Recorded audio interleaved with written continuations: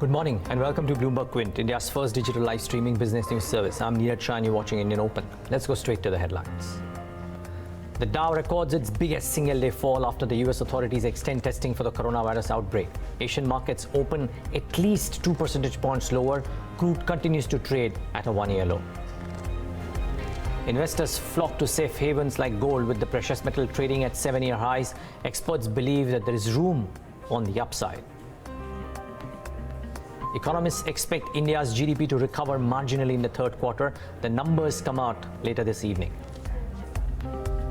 Bank credit grew at its slowest pace in more than 2 years in the first 15 days of February, despite a recovery in most other macro indicators. And corporate news, IndusInd Bank names Sumant Katpalia as the next MD and CEO. He takes over from Ramesh Sopthi on March 24th.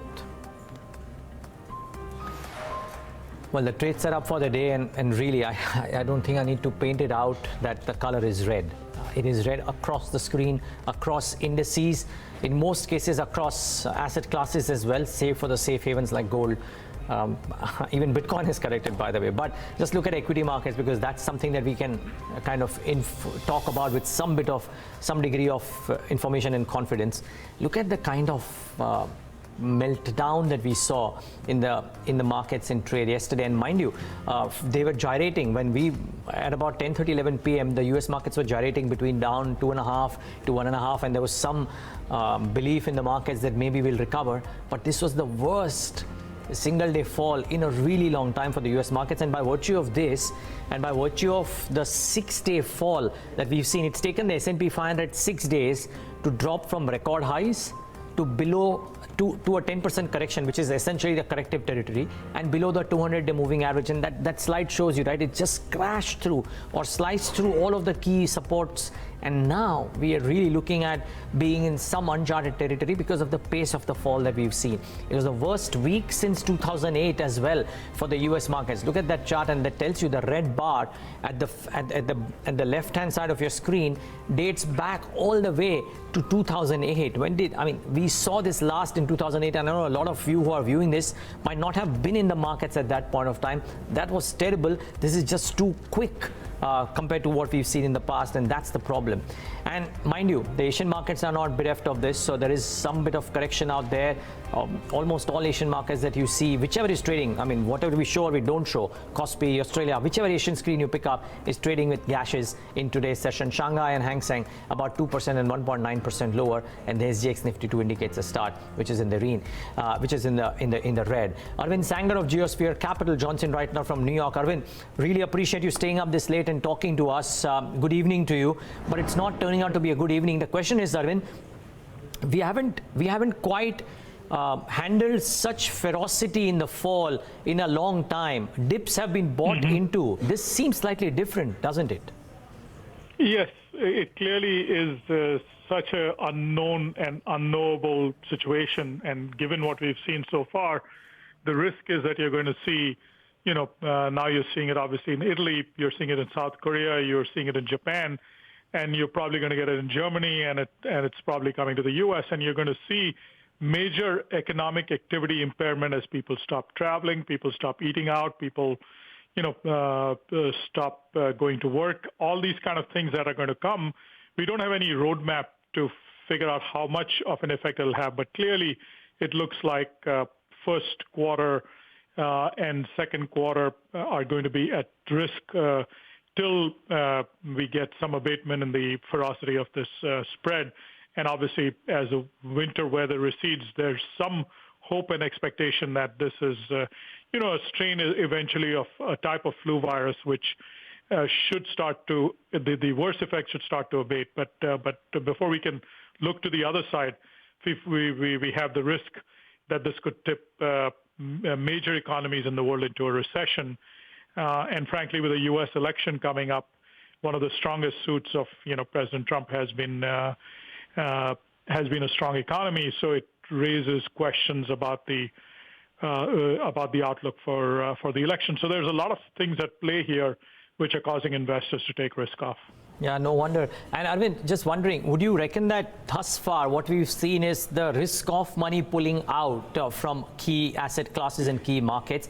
We haven't quite seen the fundamental money questioning what will happen to GDP, earnings growth, etc., because those are still imponderables. Well, I don't know if I would make that distinction that there's risk of money versus fundamental money. I think everybody has been selling till now. The question really is, when does fundamental money start buying, saying that enough risk has been taken off and values are, or valuations are getting to levels where fundamental long-term investors would be willing to step up. And unfortunately, the market's still at 18 times earnings, so I can't say with any conviction that fundamental investors are chomping at the bit because the market has fallen enough. Yeah, I mean, this just came because a lot of people in the last few days have also mentioned that, hey, dips should be bought into because this will be transient in nature. But I think Arvind Sanger makes that point well. How do you even distinguish between the two? Seth Freeman Johnson in this conversation said, I think important points made by Arvind Sanger, none not too unknown. But the question here is just this, because this is an unpredictable situation. Do you think that money being pulled out of perceptibly risky assets like equities would continue in the near term until we find some bottom to this issue fundamentally? Yes, unfortunately, I do think that's going to be the case, because there's fears about to what depth this is really going to turn into a pandemic. We've now seen some cases in the United States. One of the first ones is in Sacramento, California, and this makes investors nervous, but it's also easy to see direct impacts on the economy, especially if you're in the U.S. automotive business, where or construction, where such a large percentage of construction materials are imported from China, and this has direct consequences on the U.S. economy. It does. Arvind, it's a fair point, right? Thus far, people have been bothered about any supply chain linkages to China and those businesses having an impact. Would you reckon that even from shores like India, businesses which have a large exposure to the US now too might face fundamental concerns about what their numbers could look like over the course of the next couple of quarters, or is it too much to think about right now? Well, if you're talking about India, the idea that coronavirus will not come to India is I think a wrong one. Yeah. And so I think India seems to be woefully unprepared. I've not heard anything. There's so much more focus about all the stuff going on in Delhi that there doesn't seem to be any focus on coronavirus and preparation for it. And therefore, I think the problems are going to be more about Indian companies who will be affected and how will the Indian economy react to it. But I think global supply chains, everybody's going to suffer. For the U.S. economy, I think one of the things is the largest component is the service industry. And the service industry, it's not just supply chains from China, but it's going to be services in the U.S., some of which people will not be using as much. So that could cause real pain to the employment market. Okay, Arvind, so just before we thank you, what's your sense? I know it's difficult to predict, but still, I have to do this. I have to ask you this question. How much more pain do you foresee right now? And your answer could be completely wrong because it could get even further. But as things stand with the information that you have at hand, how much more pain do you see for equities? I think, I could easily see this going another 5 or 10%. But that may not all happen as quickly as the last 10% has happened.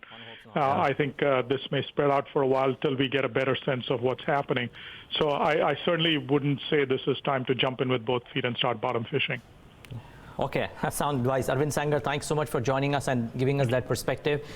Seth Freeman, the other point is, as somebody made it the other day, that bond markets usually tend to price riskier times much better than equities, and we've seen treasury yields show that. And therefore, by virtue of what the bond markets have done alone, and the murmurs around how money is, of course, flying out in India has seen a large FI sell number in trade yesterday as well. And thus far, we haven't even shown any kind of impact from coronavirus. Would you reckon that this pain of money getting pulled out and at a fast clip might continue?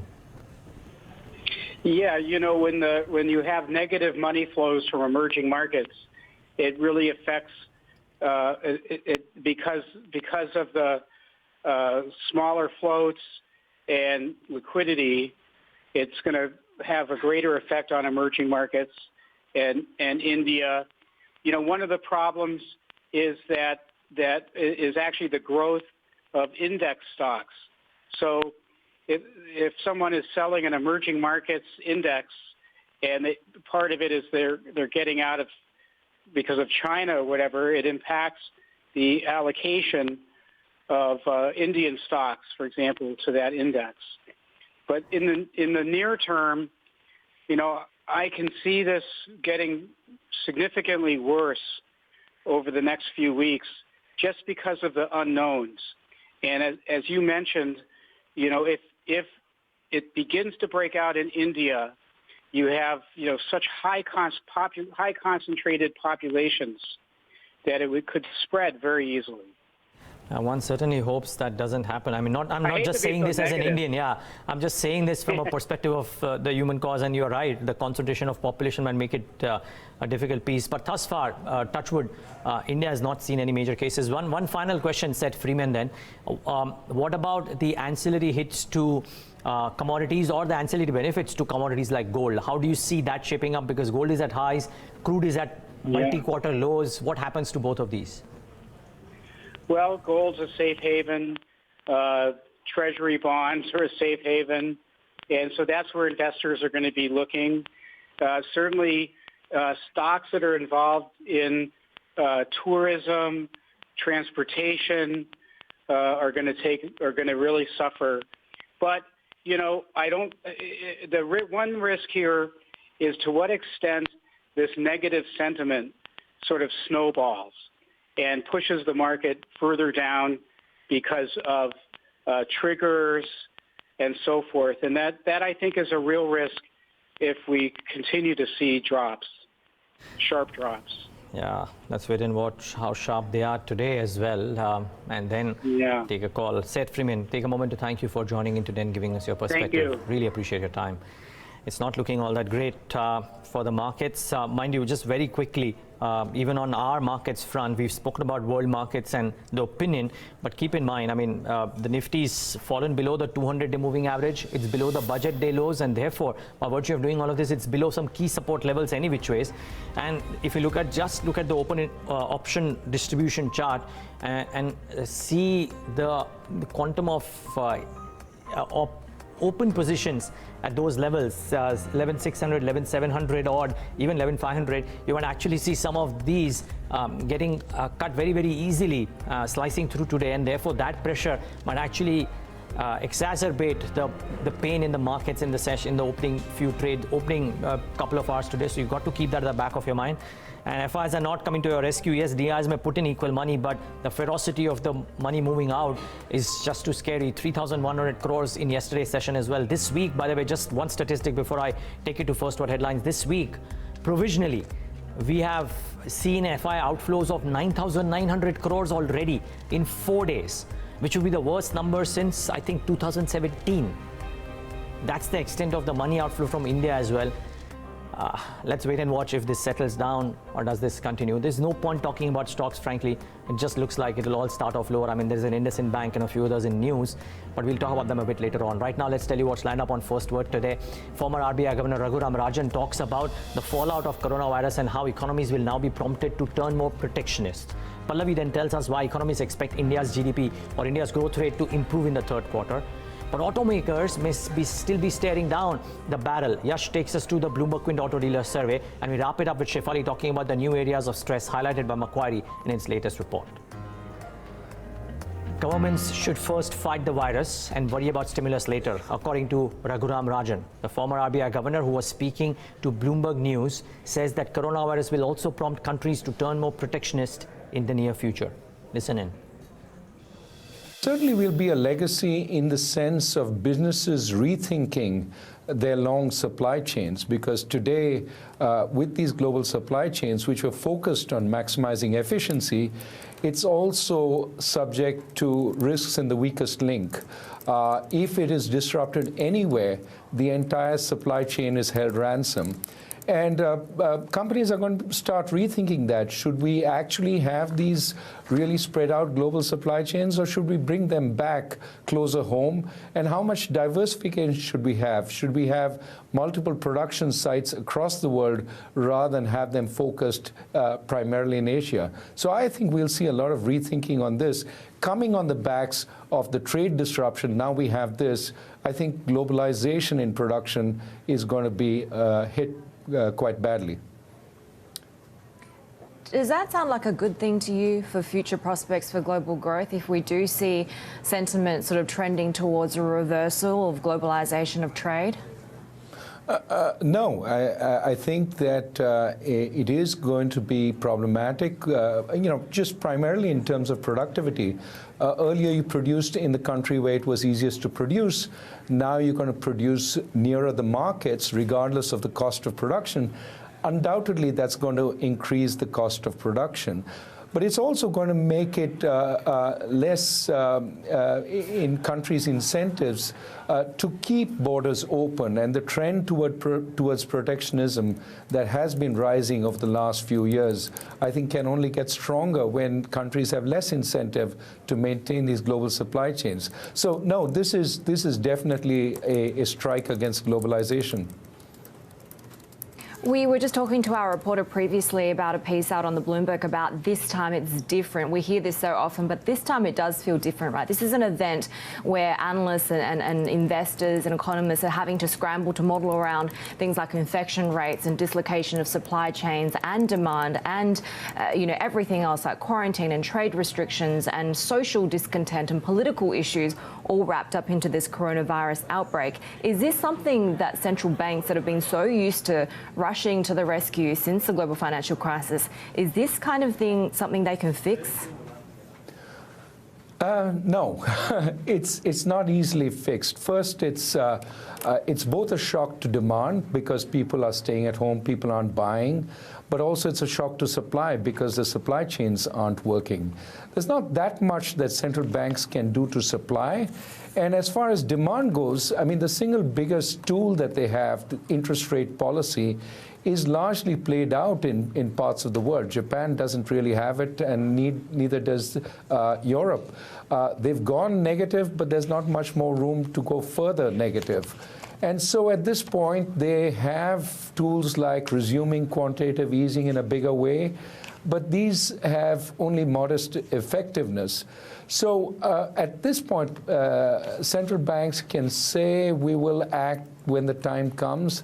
There's not much ammunition left. It really is up to the fiscal authorities, but more broadly, we also need to consider, whether direct action against the spread of the epidemic is going to be the thing that restores confidence. What types of fiscal measures are we talking about? Because, for example, Hong Kong just had cash handouts, but a lot of people are saying people will just save, not spend. I think what you need is a combination of both spending power as well as greater confidence. And that's why I keep saying that we need to see some containment of this epidemic. At this point, I would say the best thing that governments can do is to really fight the epidemic rather than worry about stimulus measures. That comes later. You can catch the entire conversation at 9:30 a.m. today on our feed, BloombergQuint. Okay, let's move on. India's GDP growth may show some signs of improvement in the third quarter. Most economists polled by Bloomberg expect India's growth rate to rise after falling for 6 quarters. Pallavi Nahata takes us through the frequent macroeconomic indicators that are prompting economists to raise their expectations. The government will release growth figures for the third quarter of FY20 on Friday, and we could finally have some good news. In Q2, GDP grew by just 4.5%, which was the lowest since March 2013. Growth continued to fall for 6 straight quarters and is now expected to rise as economists largely believe that the economy may have bottomed out. While official figures will be out on Friday, GDP is estimated to grow by 4.7% according to a Bloomberg poll of 42 economists. GVA growth is estimated at 4.5% compared to 4.3% in the previous quarter. There's a wide range of estimates for GDP from 4.3% to 5.2%. Rahul Bajoria, Chief India Economist at Barclays, expects GDP to grow by 5% in Q3. He expects higher growth in agriculture and mining led by higher crop production and fewer weather disruptions. Manufacturing is expected to stage a partial recovery after having contracted in the previous quarter, while services is expected to continue to remain lackluster. At the other end, Radhika Rao, economist at DBS Bank, also said that manufacturing was marginally better and public services registered a double rise for a second straight quarter. But unseasonal rains earlier are likely to have impacted agricultural production and supplies, according to her. She expects growth at 4.4% for Q3. High-frequency indicators for Q3 continue to show mixed trends, but are showing a sequential improvement. Consumer durables and consumer non-durables, though, weakened further in Q3 compared to Q2. Non-oil imports, auto sales and rail freight, though contracted at a slower pace in Q3. While PMI remained flat, core inflation, which is a critical indicator of demand, grew only by 3.6% in Q3. Core IIP contracted further at 1.7%, while exports contracted by 1.1%, which was lower than the contraction in the previous quarter. Foreign tourist inflows remained positive, growing at 5.6% in Q3. If these latest economic predictions are to be believed, we could see a growth in GDP for the first time in 6 quarters. The key question is by how much? Yeah, let's see. Maybe some good news could be helpful today evening. We'll get to know. Okay, no good news maybe for autos, but because new emission norms kick in a few months from now, and that's prompting automakers and dealers to be more conscious of the inventory they maintain right now. And lukewarm demands also not helping the cause. Yash is here with what to expect. Yash, good morning. I'm presuming not a pretty February. Well, absolutely not, Neeraj. Good morning to you. Across the board, most of the auto companies, they're likely to report a drop in sales, with Maruti being the only outlier over here. So let's take a look at the year-on-year growth, or at least degrowth for most of these auto companies. And Maruti could probably see about a percent gain on a year-on-year basis. They are estimated to do somewhere around 150,000 units in the month of February, which would mean a marginal uptick. But do take these numbers with a grain of salt, because there could be some some discrepancy with respect to the retail versus the wholesale numbers. But overall, the momentum has been positive, at least on the passenger car side. And Maruti is one where most of the dealers estimate that the volumes have been going on better than the other two companies. M&M, again, we could see a drop of anywhere between 10 to 15% is what most of the dealers tell me. And lastly, a big drop for Tata Motors, but that is on account of the higher share of the commercial vehicles, to their overall volumes. Almost 45% of their overall volumes come from the commercial vehicle side, and there is significant amount of stress, is what most of the dealers tell us. Moving on to the two-wheeler side, and Hero MotoCorp as well as TVS Motors, both of the high volume, more consumer-oriented brands, they could see a big drop of anywhere between 15 to 20% as well on a year-on-year basis. Bajaj Auto, which has been consistently doing well on account of the cushion that the export business provides them, could also see some weakness. So we could expect around a 2 to 4% drop in their volumes on a year-on-year basis. And Eicher Motors, any which ways, was working with a low number for the previous month. They have been consistently doing somewhere around 60 to at best 65,000 units, which has been a multi-year low for the company. And because of that low number, the drop might not be very significant, about a 4% drop on a year-on-year basis. But still, the volumes may or may not be greater than 60 or 65,000 units for the month of February. So what exactly are dealers telling us? Well, one thing is for sure, that the passenger car segment, that is doing very well, at least as compared to the two-wheelers and the commercial vehicles. And that is because almost all of the BS4 inventory has been sold out, irrespective of brand and irrespective of the region, whereas the same could not be said at least for the two-wheelers and commercial vehicles, where still there is some amount of BS4 inventory. This might come out as a bad news for some of the sports bike and someone who is looking forward to buying a two-wheeler in the near term, expecting a sort of fire sale that we saw the last time when we went from the BS3 to BS4 norms. But that is something that is absolutely not going to happen. And because of this, we've seen that the discounts have increased. Although the inventories haven't been that high, the discounts remain there. They're stable around the usual mark that we see during the festive season as well. So around 3,000 to 6,000 rupees of discounts is what we are seeing, at least on two-wheelers, but no situation of a fire sale right now. Moving on, well, the demand continues to remain extremely anemic. Like I mentioned, most of the customers, they have not been concluding their purchases. The footfalls and the inquiries have largely been stable over the past couple of months, but it's just the weakness in consumer demand which is not helping their case, and demand continues to remain weak. And going forward, once this whole BS6 discussion, which we've been having for the last 6 to 8 months, gets over, the focus will again shift back to how the demand is and whether or not we'll see a quick revival in demand. Okay, Yash, thanks so much for putting that into perspective. So that's as far as the dealer survey goes for the month of February. The last piece on First Word is a report that Macquarie has written. They have warned of emerging areas of stress amongst Indian lenders. According to them, the pressure points are slightly different in the new cycle. Shefali is here with the takeaways from that report. I think this came a couple of days ago, Shefali, but important points that they have mentioned out there. Well, couple of new areas of stress which have emerged in last few quarters. MSME stress has risen.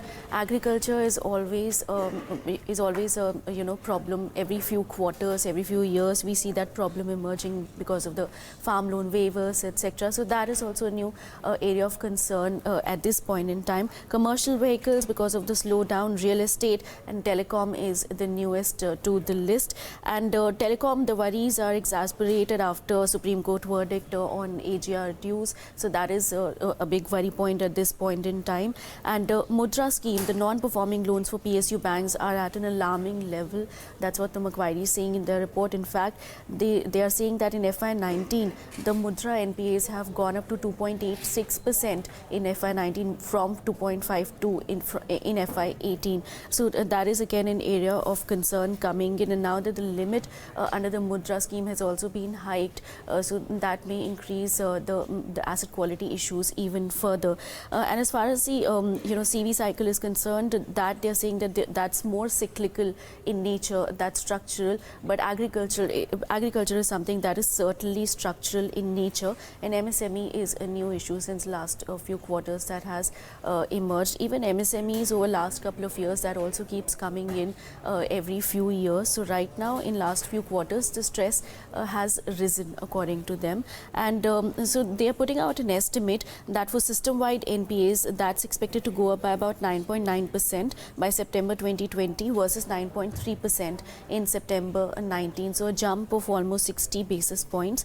And some of the new areas that are emerging, wholesale NBFCs, those are the ones which are most at risk. And a couple of days back, along with this report, in fact, there was another report put out by Macquarie in which they raised the credit cost estimate by 50 basis points. And legacy assets, however, they're saying they are well provided for. So that is the only silver lining for banks at this point in time. Some of the other challenges: weak credit growth, risk aversion amongst lenders, weak rate transmission, and also slow pace of resolution. So they are comparing the old, the previous cycle and the new cycle. So in the previous cycle, there were some large accounts, some lumpy accounts. SR Steel, we've seen the resolution come by for that. Bhushan Power, GP, Infra, Bhushan Steel, ABG Shipyard. So very big names, big amounts, 30 to 60,000 crores, just these names. In fact, most of the Amtech Auto was 12,500 crores. That was the lowest one. So in total, previous cycle, 3,82,000 crore.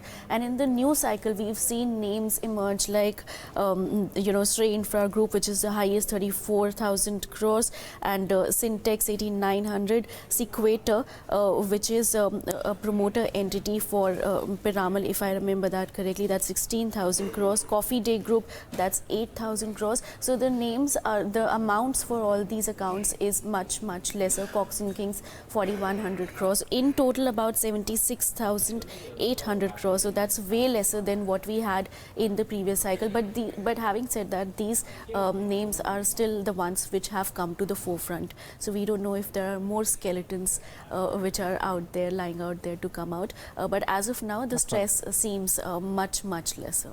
Yeah, so that's the brief respite. I think the media company is probably the SL Group company. But yeah, the number overall, a lot lesser than the previous cycle. But new cycle of stress anyways there, according to Macquarie. Shefali, thanks so much for putting that report into perspective. That's all that we have on First Word today. But some important market conversations lined up. We talked to James Sullivan of JP Morgan at 9 a.m., Jyotivadan Jaipuri of Valentis Advisors at 9:15, and continue with market conversations immediately after this break as well. Focus on immediate trade. Stay tuned to BloombergQuint Live.